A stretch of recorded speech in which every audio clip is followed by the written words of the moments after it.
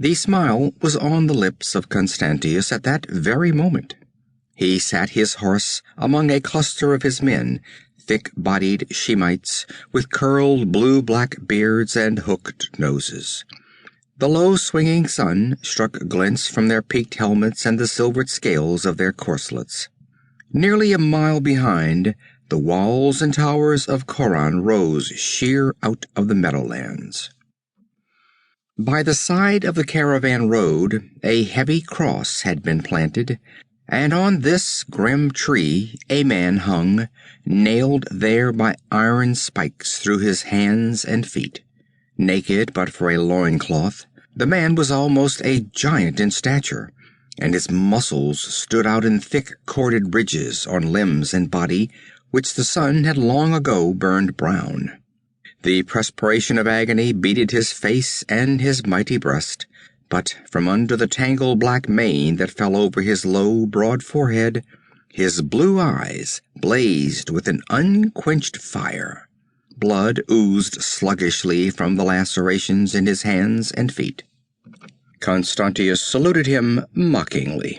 "I am sorry, Captain," he said, "that I cannot remain to ease your last hours, but I have duties to perform in yonder city. I must not keep your delicious queen waiting." He laughed softly. "So I leave you to your own device, and those beauties." He pointed meaningly at the black shadows which swept incessantly back and forth high above.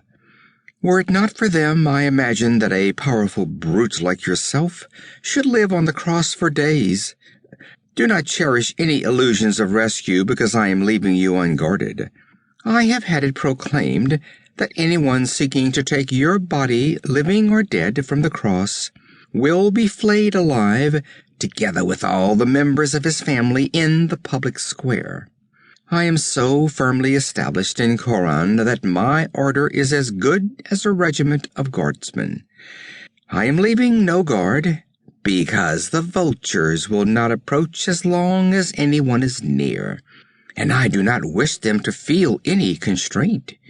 And that is also why I brought you so far from the city. These desert vultures approach the walls no closer than this spot.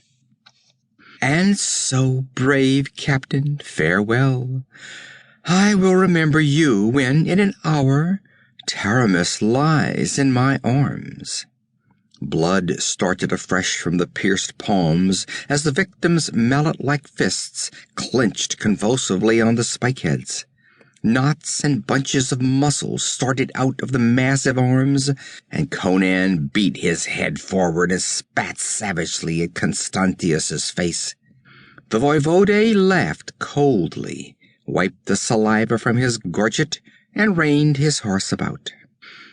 "Remember me when the vultures are tearing at your living flesh," he called mockingly. "The desert scavengers are a particularly voracious breed. I have seen men hang for hours on a cross, eyeless, earless, and scalpless, before the sharp beaks had eaten their way into their vitals." Without a backward glance, he rode toward the city, a supple, erect figure, gleaming in his burnished armor, his stolid, bearded henchman jogging beside him. A faint rising of dust from the worn trail marked their passing.